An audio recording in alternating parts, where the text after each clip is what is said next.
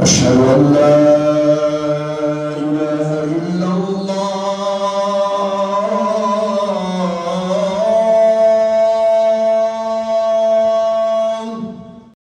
أشهد أن محمدا رسول الله. Okay, Bismillah ar-Rahman ar-Rahim, Alhamdulillah, wassalatu wassalamu ala Rasulillah, Alhamdulillahi Rabbil Alameen, Nahmaduhu wa nasta'inuhu wa nastaghfiruh, wa na'udhu billahi min shururi anfusina wa min sayyiati a'malina, man yahdihillahu fala mudilla lah, wa man yudlil fala hadiya lah, nashhadu an la ilaha illallah, wahdahu la sharika lah, wa nashhadu anna Muhammadan abduhu wa rasuluhu, as-Safiyyul Nur الذي هدى به العالم والأمة الإسلامية الذي بعث كافة للناس صلى الله عليه وسلم. Welcome to Seerah Part 5. We are continuing on in our class in the Martin Ling's text, starting with chapter 29. Briefly, we are still in the Meccan ministry. Umar ibn al-Khattab, radiallahu anhu, one of the most fierce enemies of Islam, has just converted, and before him by just a little bit, Hamza radiallahu anhu, the uncle of the Prophet sallallahu alaihi wasallam, also converted. So now the tide has shifted a little bit. They have very strong people in the ranks of the Muslims, and so after Umar radiallahu anhu converted, Quraysh felt that this is a major shift, and so they came up with a scheme to boycott the Prophet ﷺ and any and everyone who supported him. And so, under the leadership of Amr ibn Hisham, Abu Jahl, they decided to do like an economic boycott. And they drew up a document where they said no one would marry a woman from Bani Hashim or give his daughter in marriage to a man of Bani Hashim. No one was to sell anything or buy anything from them. And this was to continue until the clan of Bani Hashim themselves outlawed the Prophet ﷺ, or until he renounced his claim to prophethood. And they drew this up on a document and put it into the Kaaba itself. And so for mutual security and kind of to help each other, Bani Hashim, they gathered around Abu Talib and they lived in a valley called the Shi'b of Abu Talib, where they would kind of support each other and live there together. And this boycott went for 2 to 3 years. And it was very, very difficult. I mean, there was, people died. Children were crying. And there was a story, one of the Sahaba was going to the restroom, and he heard something on the ground that, his excrement was on. And then he realized it was a dead animal's skin. He cleaned it, barbecued it, and ate it. That's how bad the boycott became. It just they couldn't, they couldn't take care of each other. And if any merchant would come from outside Mecca, they would either threaten that merchant, if you sell to them, you'll never sell to us, or they'll give him way more than what Bani Hashim could give to try to prevent him from selling to them. And then not only that, during the sacred months when they would feel free to leave, they would raise the prices super high so that they couldn't buy anything, and they hurled abuses upon the Prophet Muhammad sallallahu alaihi wasallam. So it's very, very difficult time. And there were some people, chieftains of Quraysh, who would on their own, like Hakim ibn Hizam, Khadija's nephew, radiallahu anhu, he would, at this time he wasn't Muslim, he later became Muslim, radiallahu anhu, he would send an animal with food at night and just let it go towards the valley to feed them. One time he was bringing flour, and Abu Jahl saw him and said, "What are you doing?" And he's like, "Yeah, I'm sending it to my family." And he's like, "No, you won't." And then another person, Abu al-Bukhtari ibn Hisham, got in the middle, and he actually struck Abu Jahl on the head. And so, but here and there, right, people tried to help, but it still wasn't enough.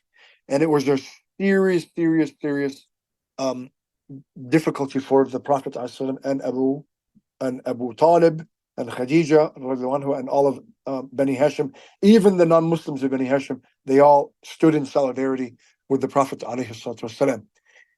So they talked about here in the chapter 29, An-Nadr ibn al-Harith. There was someone by the name of An-Nadr ibn al-Harith who would tell the Quraysh stories of Rustum and Isfandiar and the kings of Persia. And so whenever in the Quran, whenever you hear the term Asatirul Awwaleen, this is referencing An-Nadr ibn al-Harith.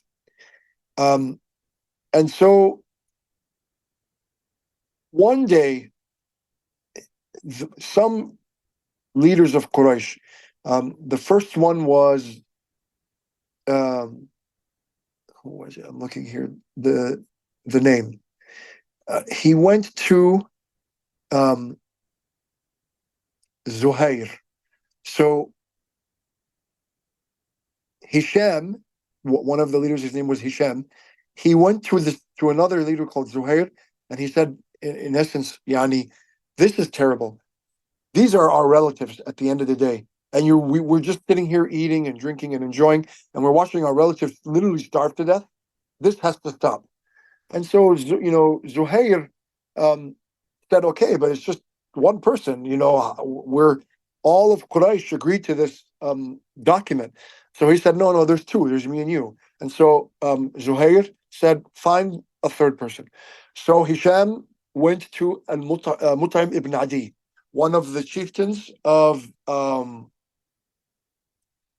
Quraysh also, and a leading man of the clan of Nawfal.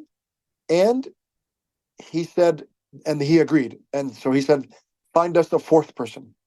So then they went to Abu al-Bukhtari, Ibn Hisham also, and he agreed. And they go, let's find a fifth person. And so they went to Zam'a ibn al-Aswad to be the fifth person. And so they all agreed together, okay, we're going to go tomorrow, and we're going to, each of us, demand the end of the boycott. So they went to the gathering of the people in Dar al-Nadwa by the Kaaba. And after making tawaf, Zuhair said, O people of Mecca, are we to eat food and wear clothes while the sons of Hashim perish, unable to buy and unable to sell? By God, I will not be seated in this iniquitous until this iniquitous ban be torn up. And then Abu Jahl said, Kadhabta, you lied, it shall not be torn up. And then Zam'a said, you are the better liar. We were not in favor of it from the beginning. Right? I'm just paraphrasing. And now Abu al-Bukhtari gets up. Zam'a is right. We were not in favor of what is written in it, neither do we hold with it. And then Mut'im said, you are both right. And whoever says no is a liar. We call God to witness our innocence of it and what was written in it. And then Hisham got up and said the same thing. And then Mut'im got up and said the same thing. And so they all said, all right, we're going to go. We're going to tear up the document. Now, there's 5 people getting up and each saying, and Abu Jahl is the only one saying, no, you're lying. No, we're going to agree to it. No. Everyone else is quiet. So it looks like everyone's agreeing to break the ban. So they went to the Kaaba and they went to get the document to rip it up. And worms had eaten the entire document except for the words Bismika Allahum. So they wrote Bismika Allahumma, and then they wrote the conditions of the boycott. Worms had gotten into it and eaten the entire document except for Bismika Allahum, which was, subhanAllah, miraculous. And so then the boycott was over. Abu Talib and Bani Hashim came out of the valley, and they went back to they went back to living in Mecca. However, now we're back. Now we're chapter 30. The problem was this was so difficult upon Abu Talib that Abu Talib passed away. A direct consequence of the boycott. and the effect on his health. And right before this, Khadija, radiallahu anha, also passed away because, again, of the boycott. And these two, Khadija was his internal support, and Abu Talib was his political support. And they all died, some say, within days of each other. And this was just such a devastating blow to the Prophet ﷺ. And when Abu Talib was on his deathbed, a group of the leaders of Quraysh, Utbah and Shayba ibn al-Rabi'ah, Abu Sufyan, Umayyah, and Umayyah ibn Khalaf, and Abu Jahl, they said to him, Abu Talib, you know the esteem we have for you, and now this, you see what has come upon you. They said, now you see what has come upon you, and we fear for you. You know what is between us and your brother's son. So call him to you and take for him a gift from us and take for us a gift from him, that he should let us be and we will let him be. Let him leave us and our religion in peace. So Abu Talib, he sent for the Prophet ﷺ, and he said, son of my brother, these nobles of thy people have come together on account of you to give and to take. So the Prophet ﷺ said, so be it. Give me one word, a word by which you will rule over the Arabs and the Persians shall be your subjects. And so Abu Jahl said, yes, by thy father. For that we will give you one word and 10 words more. So the Prophet ﷺ said, you must say, La ilaha illallah, and you must renounce what you worship apart from him. Then they clapped their hands and said, would you, O Muhammad, make the gods one God? Thy bidding is strange indeed. And then they refused. Now in the text here, when Abu Talib said to, it says here that Abu Talib said to the Prophet, son of my brother, you did not, as I saw it, ask of them anything out of the way. And the Prophet ﷺ became, excited, and he was hoping that Abu Talib should enter Islam. He said, uncle, say the words that through them I may intercede for you on the day of resurrection. And then Abu Talib says, son of my brother, if I did not fear that Quraysh would think that I had but said the words in dread of death, then I would say them. Yet would my saying them be but to please you?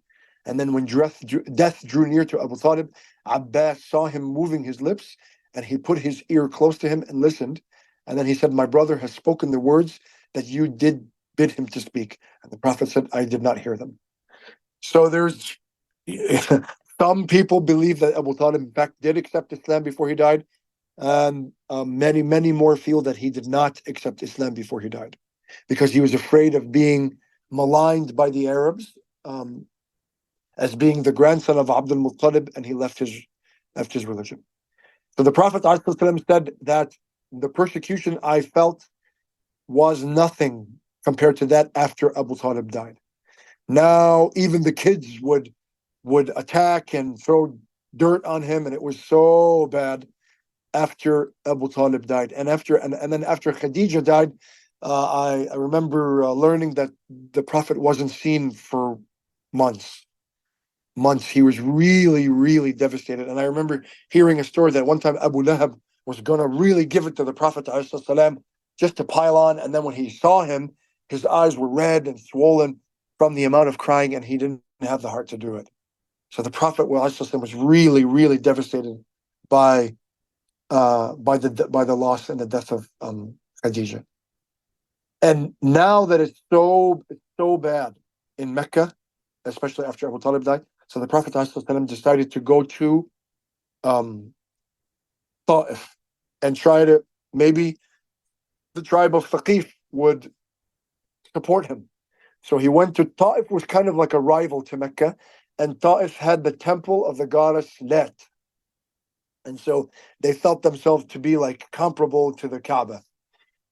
And so he went there and he met with the three brothers who were the leaders of Thaqif.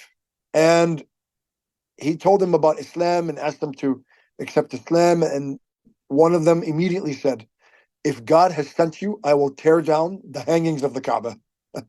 The other one said, could God find no one else but you to send? And the third said, well, I will never speak to you. For if you are a messenger of God, then you are too great of a person to me to speak. And if you are a liar, then it's not fitting for me to speak to you. So the Prophet said, okay, you don't want to, let me talk to the people. And they said, no way. Right away. They sent and they stirred up the slaves and the thugs and the street urchins to insult him and shout at him and stone his legs all the way out, to the point that the Prophet ﷺ was in shock, total shock. His legs were bleeding, and he was and he told Aisha later on that was the worst moment of his life. She said, was the worst moment Uhud? And he said, no. It was right after the expulsion at Ta'if. That was the lowest part of his life. And he went into a palm tree inside of a private orchard, and he sat under the shade of the palm tree to escape from them. Now, that orchard happened to be owned by Utbah and Shayba ibn Rabi'ah, who had a vacation home in Ta'if. And so the Prophet ﷺ sat there and he made that very beautiful, famous dua. I'll try to say it in Arabic. Allahumma inni ashku ilayka da'fa quwwati wa qillata hilati wa hawani ala nas ya arhamur rahimin. Anta rabbul mustad'afin wa anta rabbi. إلى من تكلني إلى عدو إلى بعيد يتجهمني أم إلى عدو ملكته أمري فإن لم يك بك علي غضب فلا أبالي ولكن عافيتك هي أوسع لي أعوذ بنور وجهك الذي أشرقت له الظلمات وصلحوا عليه أمر الدنيا والآخرة أن يحل علي سخطك أو يحق علي يحق علي غضبك أو يحل علي سخطك لك العتبى حتى ترضى ولا حول ولا قوة إلا بك. أو كما قال صلى الله عليه وسلم. The English translation is, O God, unto thee do I complain of my weakness, of my helplessness, and of my lowliness before men. O most merciful of the merciful, you are the Lord of the weak, and you are my Lord. Into whose hands will you entrust me? Unto some far-off stranger who will ill-treat me, or unto a foe whom you have empowered against me? If you are not angry with me, then I don't care. But your favoring help, that were for me the broader and wider way. I take refuge in the light of your face, whereby all darknesses are illuminated, and the things of this world and the next are rightly ordered. Lest you should descend your anger upon me, or lest your wrath beset me. Yet it is yours to reproach until you are well pleased, and there is no power and no might except through you. When Utbah and Shayba saw him bleeding in shock, they felt bad. And they were angry that Thaqif did that to one of their tribesmen. So they sent a slave of theirs by the name of Addas, who was a Christian, and they said, here, take these grapes and give it to them, and give it to him. So he takes it to him, and the Prophet ﷺ, he takes the grapes and he says, Bismillah. And Addas looked at him keenly and he said, those words are not what the people of this country say. So the Prophet ﷺ asked him, where are you from? And what is your religion? And he said, I am a Christian of the people of Nineveh. And so the Prophet ﷺ said, oh, from the city of the righteous man Jonah, the son of Metta. And Addas was shocked. How do you know the righteous man Jonah, the son of Metta? And he said, he is my brother. Dhaka akhi. Huwa nabi wa ana nabi. He was a prophet and I am a prophet. Then Addas bent over and kissed him and his head, his hand, and his feet.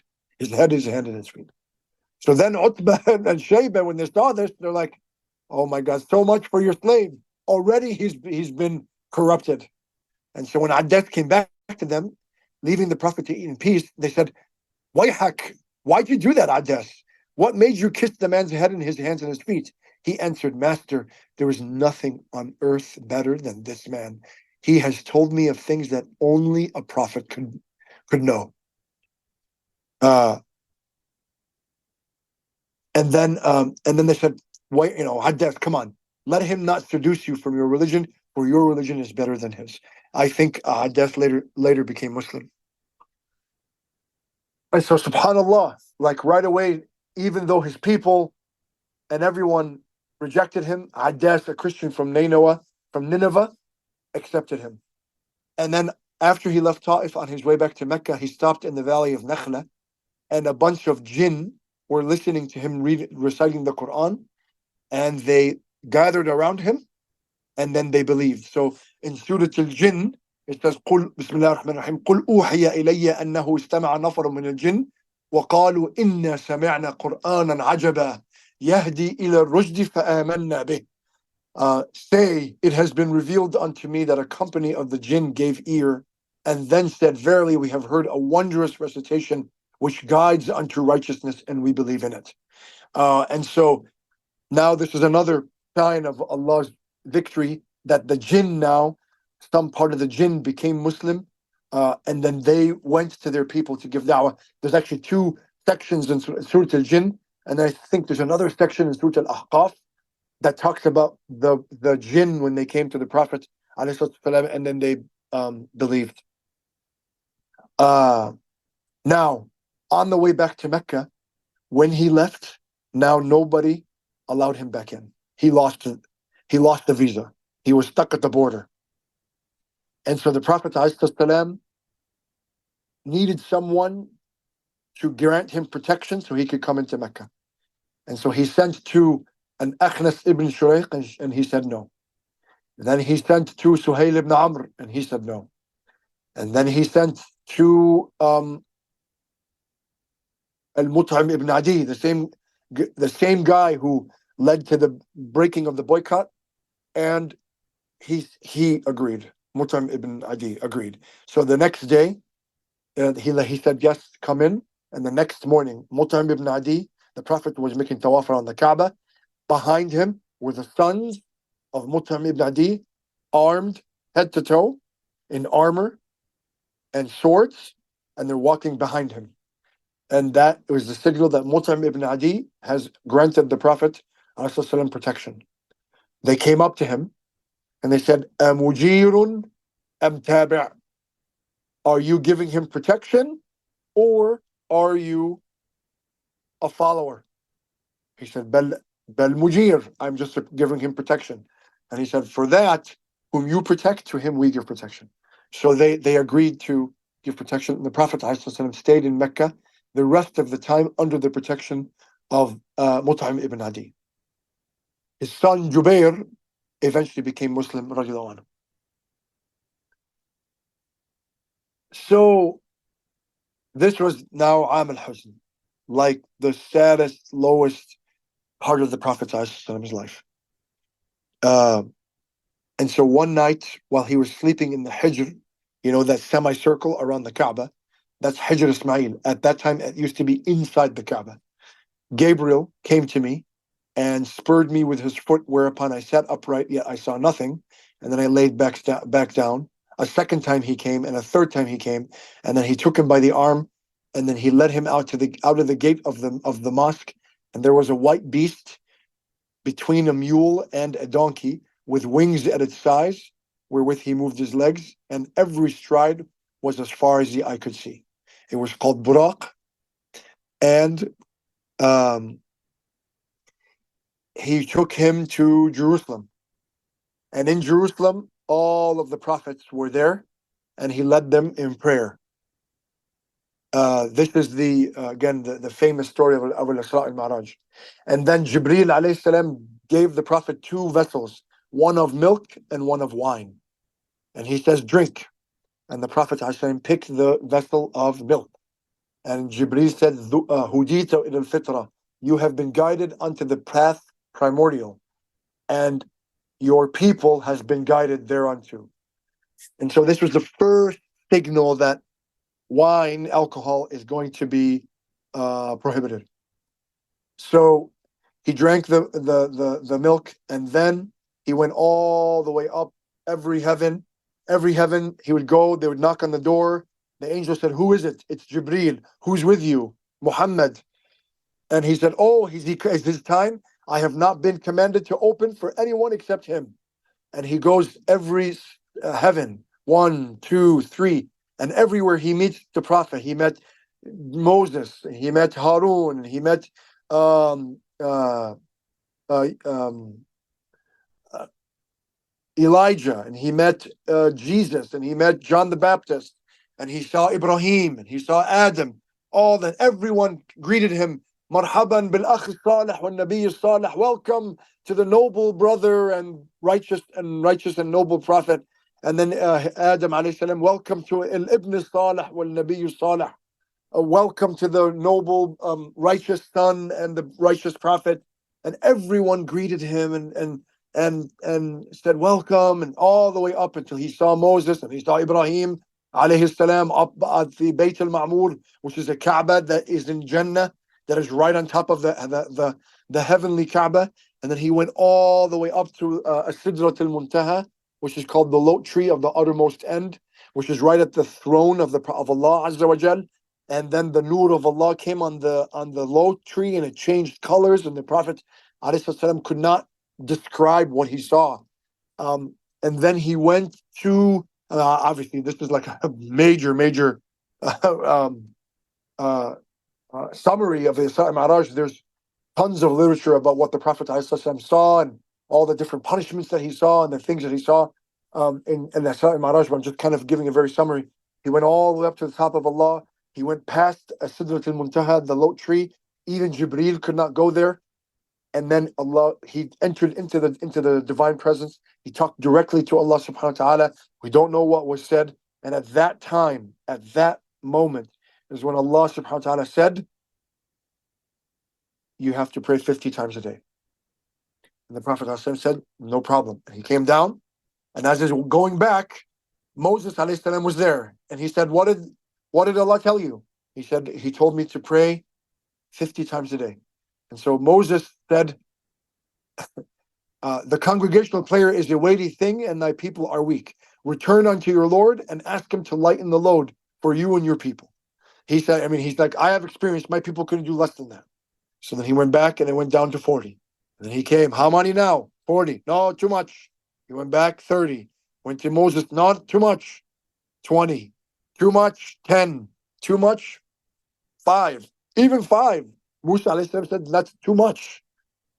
And the Prophet ﷺ said, I have returned unto my Lord, and I asked him until I am ashamed. I will not go again. I'm too ashamed to ask for more. And so a voice said, and so it is that he who performs the 5 in good faith and in trust of God's bounty, until him shall be given the meed of 50 prayers. So it's 5 in ada and khamseen in reward, on a return on investment of 10x. You pray the 5 prayers, you will get the reward of 50 every single day. And so the Prophet ﷺ came back to Jerusalem, then from Jerusalem back to Mecca within the same night.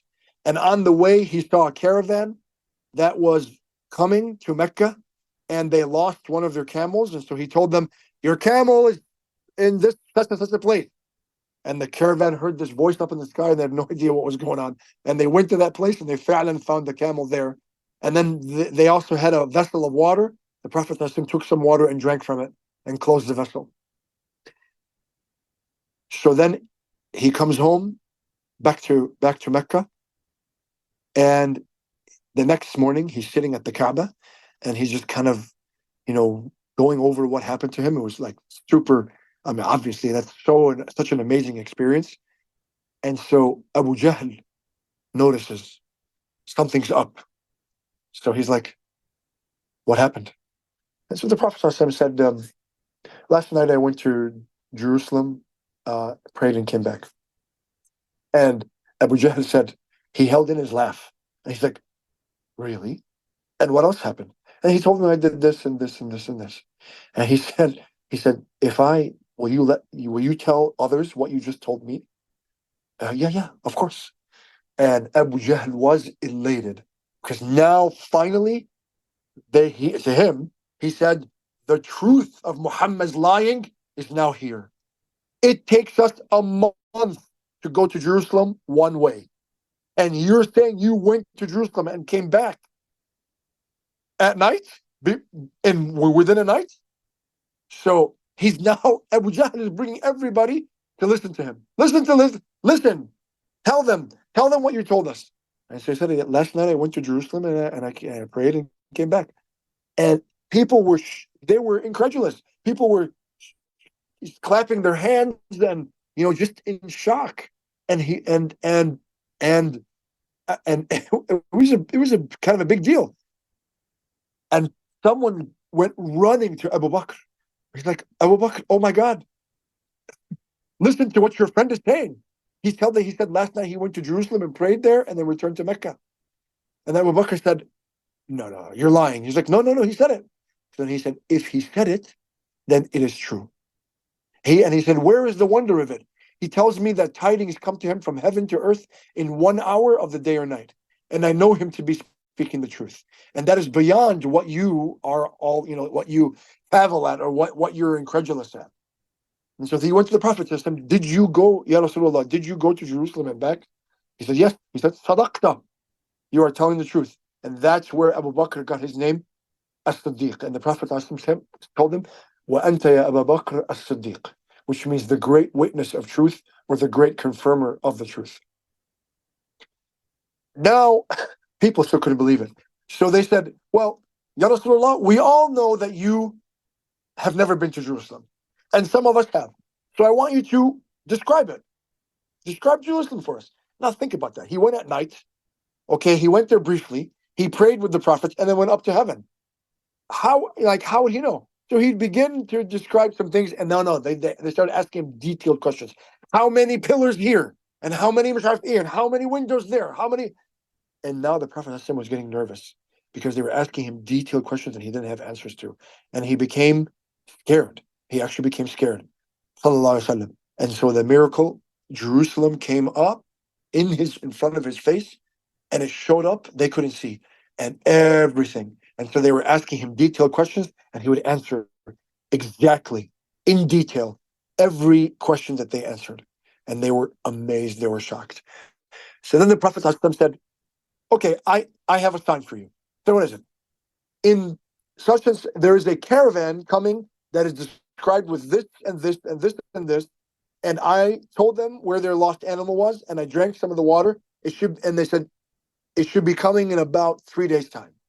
I said, okay, fine. That's between you and us. And exactly as the Prophet told them, the caravan came with exactly as he described it. And then they asked him, anything weird happened to you? They said, yes, we heard this voice from the sky. And it said that our camel was lost and we would find it in this place. And we also found a vessel that was of water and it was drink from it. And they were stunned, but they still didn't believe. They still didn't believe. And so I just want to stop here and kind of I think we'll go ahead and stop there because the next now is when the people of Yathrib, soon to be known as Medina, come and accept Islam. So we'll stop there. But I just want to, what if the Prophet ﷺ was a charlatan? Do you think, in fact, in the text it says that he told his relative Hanit what happened, and she told him, don't tell the people because they will insult you and give you the lie. And he said, by God, I will tell them. Like, who, if you were a charlatan, who in their right mind would tell people that I went to Jerusalem and back last night in one night? Like, seriously, if you were a charlatan, you were trying to convince people you're a liar and trying to convince people that you are a prophet, would you tell them that? Would you tell them that, yes, last night I went to people? Anyone at that time will think you're absolutely crazy. But the Prophet ﷺ was truthful, and he told them exactly what happened. And he said, and he to the point where people were like, they're just totally incredulous, and his enemies were ecstatic because it proved to them that the Prophet ﷺ was a liar. Who would do that? Who would say that if he was not truthful? This just further confirms the truth of our messenger, sallallahu alaihi wasallam. So we'll stop there and entertain any questions you may have.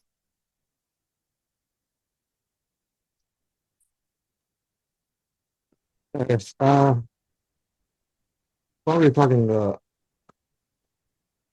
how did when we are talking about Khadija when she died, how did they? I mean, did you ever come across how they lost or how she lost her wealth. How she lost her Her wealth. her her She was her also, wealth?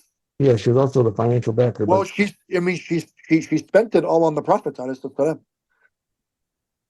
And then she spent whatever she could. I would imagine she spent a lot of her wealth in during the boycott to support the Prophet and the family and Banu Hashim. I would imagine it doesn't say uh, how she lost her wealth. at the end of her, when she passed away, they were she wasn't wealthy, or she was no longer wealthy. Yeah, well, I think she spent on the Prophet so that he can be free from work and focused on giving on the ministry and inviting Quraysh to Islam. So that's probably why, although it doesn't say specifically. And it's like Abu Talib. How he died. No, how he lost his wealth.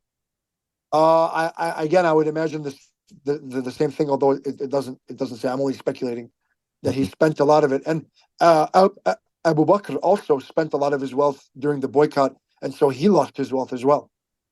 He was very wealthy, but he spent as much as he could to support the Muslims during the boycott, and so that the text mentions that he no longer was a wealthy man because he tried to spend everything that he could to try to support the Muslims, and, freeing slaves, and he freed Bilal and all that stuff. Are there any reflections on today's discussion? Yeah, I have no other kind of reflections, and if anyone has any questions, we'll stop there and then continue on next time. We'll be starting in chapter 33, called After the Year of Sadness. So, This was great. This was awesome. No, I'd be interested to go back and like reading some of the chapters too, kind of seeing. Yeah, it's a very easy read. It is. The Yeah. chapters are very short, and so I bet you within the next time that we get together, you could probably catch up a lot from the very beginning. Maybe you can skip like the story of Abraham. I mean, it starts all the way from Abraham and the building of the Kaaba um, and the Quraysh, and you could probably skip all that if you want to catch up quickly. Or I mean, you could. It's again, the chapters are like 2 to 3 pages long. They're really not that hard, but you could catch up quite quickly in a matter of no time. But we'll begin next time with chapter 29. Okay, sounds good. Sounds good. Cool. I want to close out with that. Yeah. Okay. بسم الله الرحمن الرحيم. الحمد لله والصلاة والسلام على رسول الله. ربنا آتنا في الدنيا حسنة وفي الآخرة حسنة وقنا عذاب النار.